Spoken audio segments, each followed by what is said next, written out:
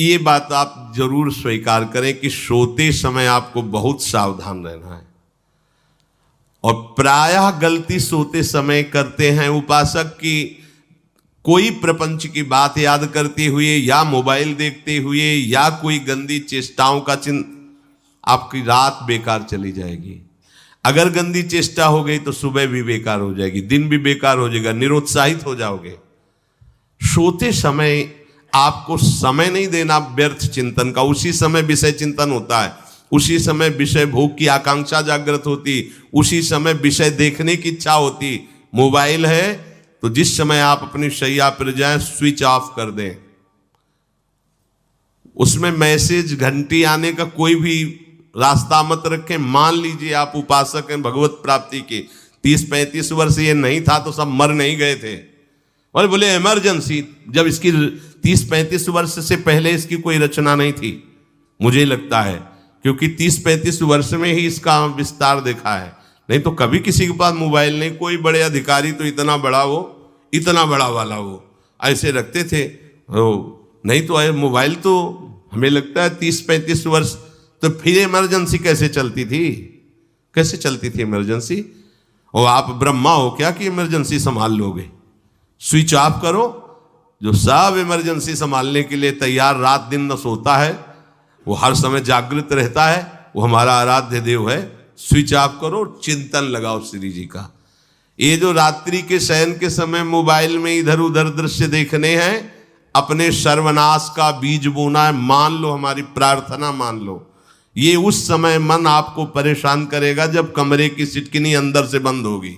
सबसे प्रार्थना है रात्रि के शयन के समय। तो बोले फिर ठीक है 10 बजे तक देख लेंगे मोबाइल, इसके बाद शयन के समय भजन कर लेंगे। होगा ही नहीं। क्या तुम देखना चाहते हो? प्रिया प्रीतम के सिवा और कुछ क्या देखना चाहते हो?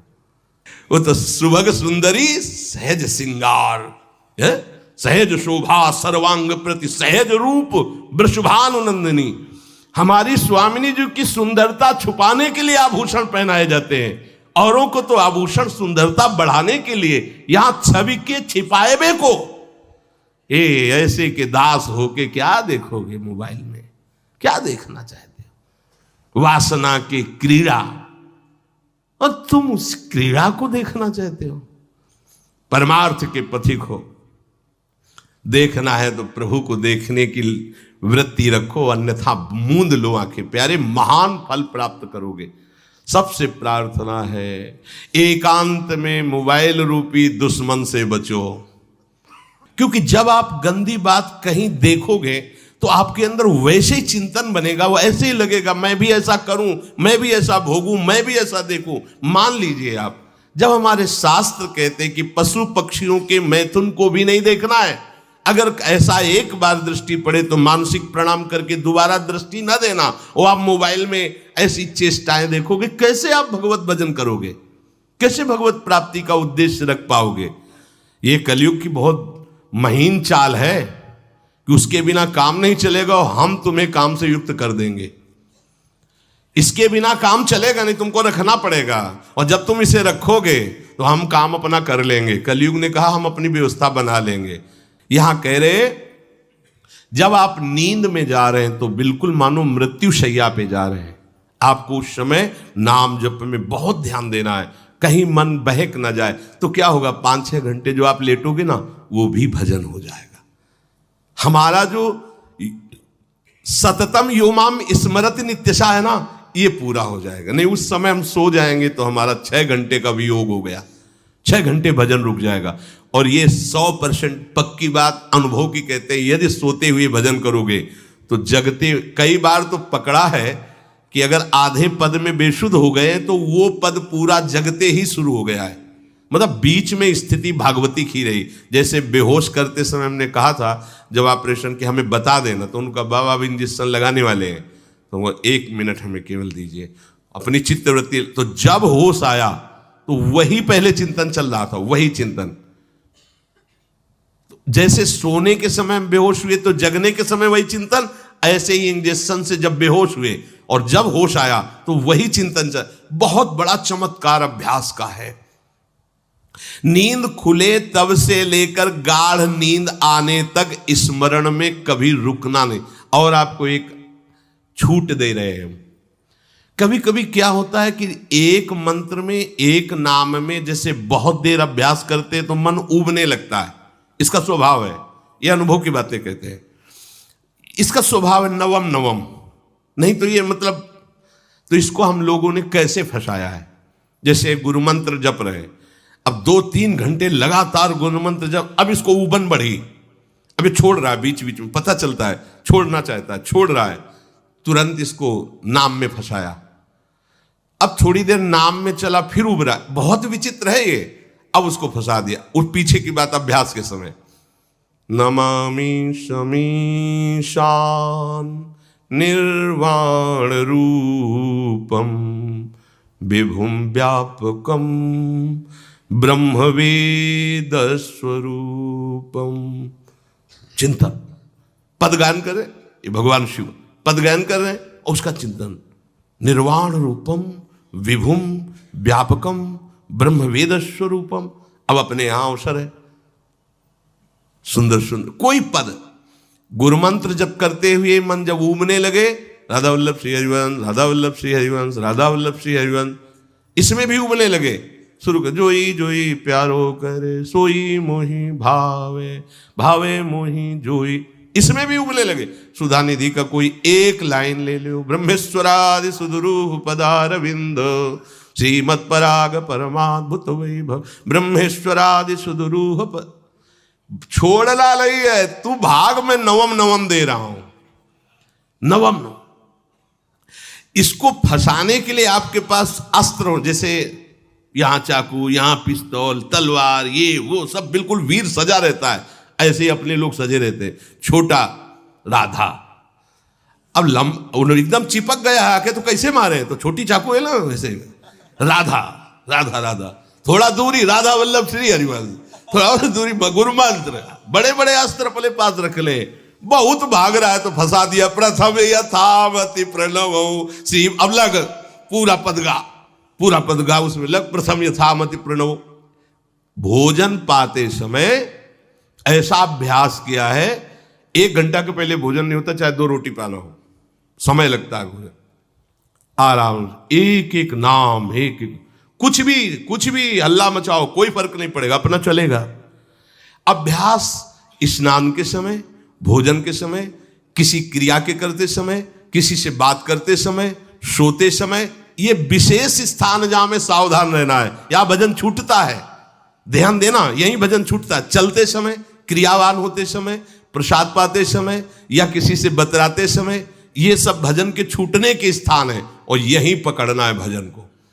जब आपको बिल्कुल न लगे तो मानसिक सब बंद कर दो और गुनगुनाने लगो। जो धुनी आपको अच्छी लगे उसी में नाम, कोई नाम लेके, संसार का चिंतन न होने पावे, चाहे जो कुछ तुम जहां तुम्हारा मन आवे, गंगावरी गोदावरी, कुछ भी भागवतिक चिंतन के सिवा संसार के चिंतन न होने पाए। पहले ऐसे अनन्य बनो, फिर बाद में अनन्यता आती, रसना कटो जो अनरट। हाँ भी विषय चिंतन कर रहे हैं, प्रपंच कर रहे हैं, बोले रसना कटो जो अनरटो।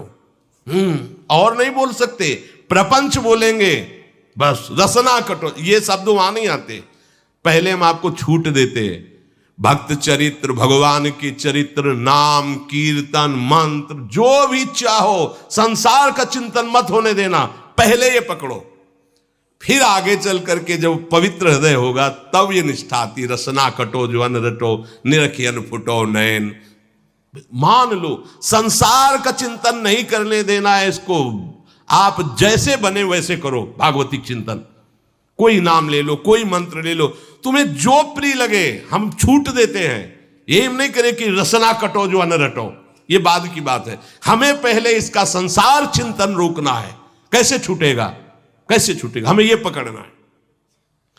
नहीं तो निष्ठा की बात, जो हरि नाम जगत त्रिशिरोमणि वंश बिना कबहू, हरिवंश बोलेंगे नहीं, हरि बोलना नहीं है, हरि बोलना नहीं, क्योंकि जो हरिनाम जगत त्रिशिरोमणि वंश बिना, हरिवंश बोलना नहीं है क्योंकि प्रपंच में रति। तो क्या करो, जो तुम्हें प्रिय लगे पहले उसे पकड़ो। ये हम अंदर की बात करें, प्रवचन की बात नहीं कह रहे। मन को फंसाना है हमें।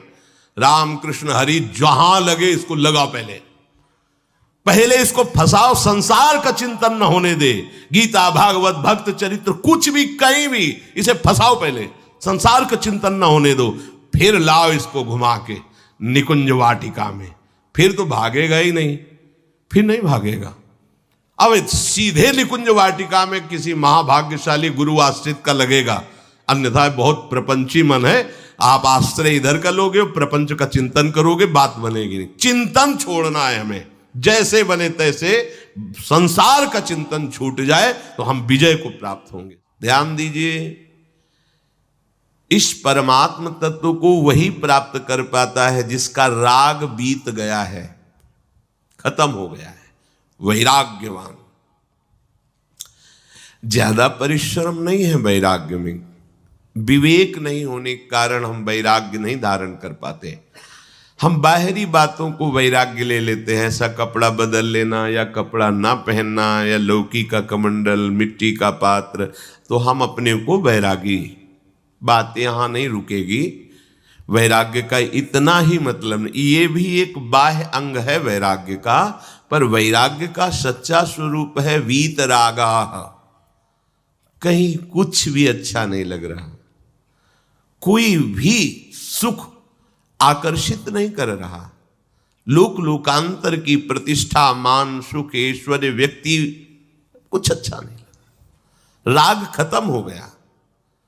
ऐसा उस अक्षर ब्रह्म को, अविनाशी तत्व को जान पाता है। जगते भयो फिरे बैरागी। जैसी हरिवंश प्रपंच बंच सब ये काल ब्याल को खायो। हालत यह है कि जैसे सांप ने मेढक को पकड़ रखा और मेढक सामने पतिंगा को, कीड़े को पकड़ना चाहता है। उसे यह पता नहीं कि मैं खुद किसी का कवल बन चुका हूं, वो एक झटके में मुझे अपने पेट में ले जाएगा। ऐसे ही हम सब हैं, काल के द्वारा ग्रसित है। काल ने हमें पकड़ रखा है, पर हम भोग भोगना चाहते हैं। हम नाना प्रकार की मान प्रतिष्ठा पाना चाहिए, ये पता नहीं एक झटके में हमारा अस्तित्व ही खत्म हो जाएगा। जिनके अंतःकरण में किसी भी व्यक्ति, वस्तु, स्थान, पद, प्रतिष्ठा का राग ही नहीं रह गया है, उसे कहते हैं वैराग्यवान। वीतरागाः, राग ही नहीं है। जिनका अंतःकरण निष्पाप निर्मल हो चुका है, जिनके हृदय में केवल भगवत प्राप्ति की उत्कट लालसा जागृत हो गई है, ऐसा साधन संपन्न उपासक परमात्म तत्व में प्रवेश पाता है। अध्यात्म मार्ग की ऊंचाई पर वो स्थित हो जाता है। यदि छंतु ब्रह्मचर्यम चरंती, जिनकी इच्छा एकमात्र भगवत प्राप्ति की है, यदि छंतो, तो उनको क्या करना होगा? ब्रह्मचर्यम चरंती, ब्रह्मचर्य का पालन करना होगा। प्रत्येक इंद्रियों का निर्विषय हो जाना वास्तविक ब्रह्मचर्य है। केवल जनेन्द्रिय से ही ब्रह्मचर्य को नहीं लेते। हमारी प्रत्येक इंद्रिय भोगों से रहित होकर भगवत अनुराग में, नेत्र प्रभु को देखना चाहते हैं, त्वगेंद्री प्रभु को स्पर्श करना चाहती है, घ्राणेन्द्री प्रभु के श्री अंग की गंध पाना चाहती है, श्रवणेन्द्री प्रभु के वचन सुनना चाहती है। एक एक इंद्रिय अपने प्रभु में लग गई, अंतर्मुख हो गई, बाहर विषयों का त्याग हो गया। इसे ब्रह्मचर्य कहते हैं। पर प्रारंभिक ब्रह्मचर्य में जनेन्द्रिय का ब्रह्मचर्य अत्यंत आवश्यक है।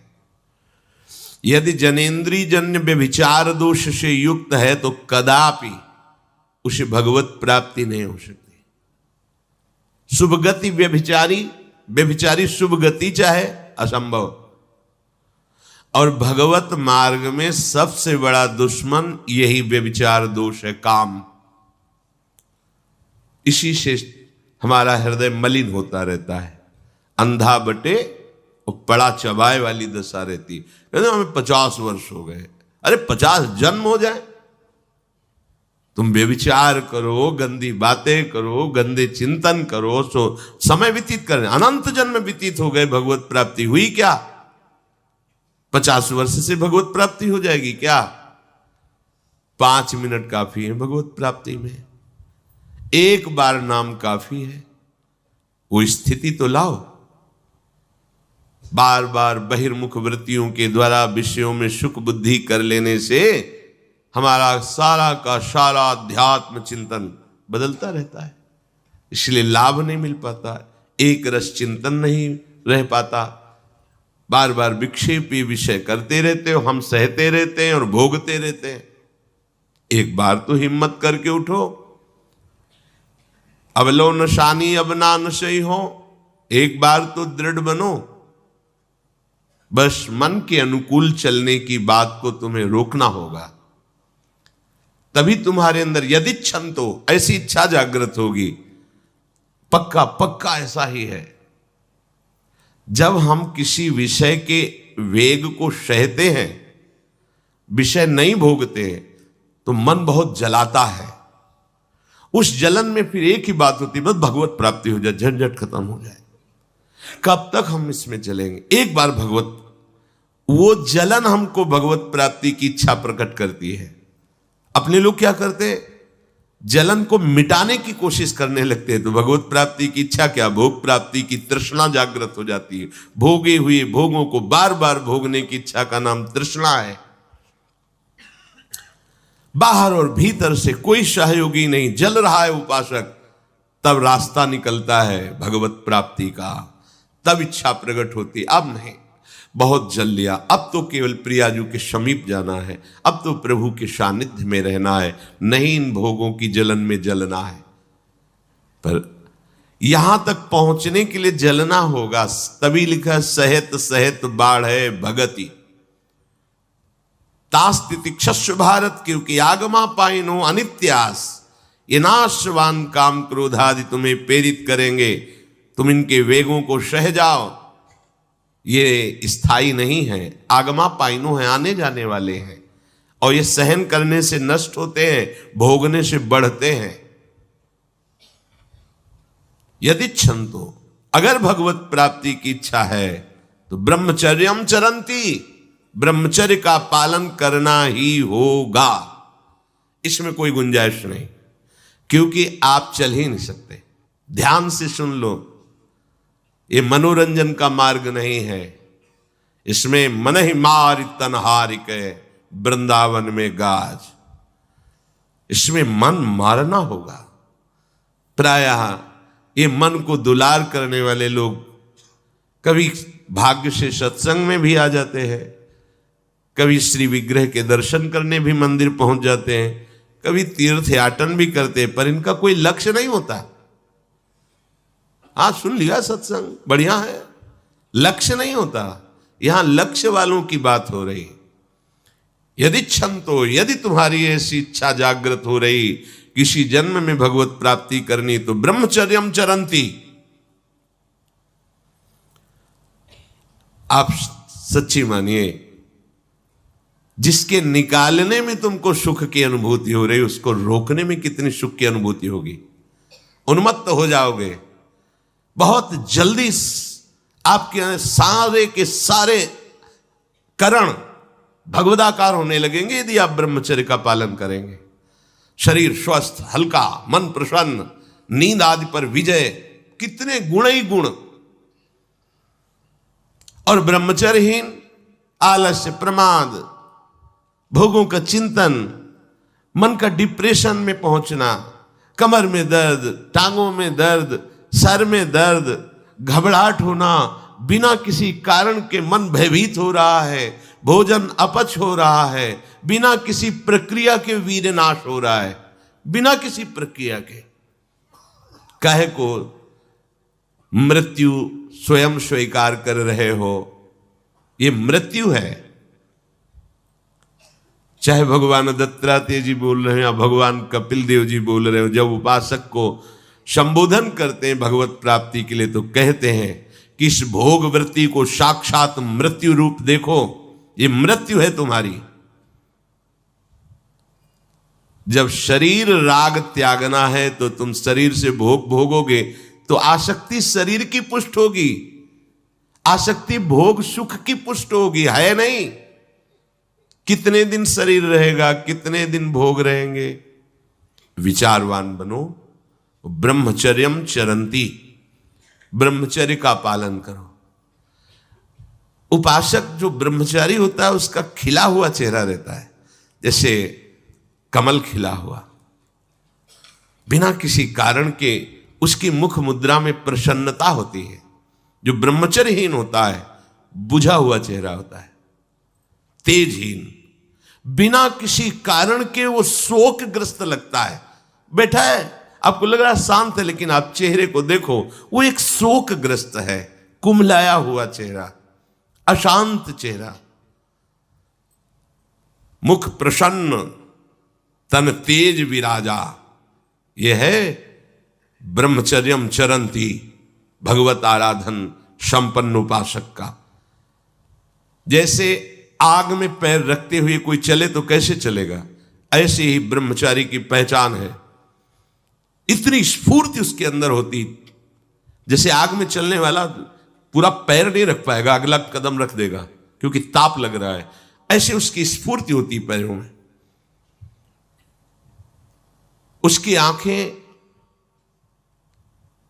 एकाग्र रहती है, चंचलता इधर उधर या बार बार झपकना यह विषयी पुरुष का लक्षण है। बार बार पलक झपकना यह विषयी पुरुष का लक्षण है। इधर उधर ताक झांक, चंचलता, ऐसा बैठे तिनका तोड़ रहा है, पैर हिला, यह सब विषयी पुरुष के लक्षण है। यह तो बिल्कुल साधारण स्पष्ट दिखाई देता है आदमी विषयी है या ब्रह्मचारी, एक सेकंड में लक्षण होते हैं। आपको जब भगवत मार्ग का अवसर मिला है तो गृहस्थ हो, संतान हो गई, ब्रह्मचर्य से रहो। नहीं चाहिए संतान तो भ्रूण हत्या, गर्भ हत्या जैसे महापाप करने की क्या जरूरत है। उसी वीर से संतान उत्पन्न होती है जिसको आप नष्ट कर रहे हो, जिसको आप ऐसे पानी में बहा रहे हो, व्यर्थ फेंक रहे हो, तो उसको भ्रूण हत्या का पाप लग रहा है, तो तुमको पुण्य लग रहा है, वीरपात कर रहे हो तुम्हें भी वही हत्या लग रही है, क्योंकि उसमें वही जीवात्मा है जो मां के गर्भ में जाके बालक रूप धारण कर लेती है, उसको तुम नष्ट कर रहे हो। पर बुद्धि भ्रष्ट हो गई है, समझ में नहीं आता, व्यर्थ में वीरपात करते हो, व्यर्थ में। तुम्हारा भजन बनेगा, तुम अध्यात्म के योगी बनोगे, मजाक है अध्यात्म का मार्ग। होश में हो जाओ, ये मन के दुलार को बंद करो। जब तक इच्छा ही नहीं भगवत प्राप्ति की, तो फिर तुम कैसे भगवत प्राप्ति कर पाओगे। भगवत प्राप्ति की इच्छा कैसे होगी जब तुम्हारी इस तरह से निंदनीय वृत्तियां हैं। इंद्रियों को दुलार कर रहे हो, मन को दुलार कर रहे हो, भगवत प्राप्ति चाहते हो, आचरण नीच और चाहते हो उच्च पदवी। सावधान हो जाओ।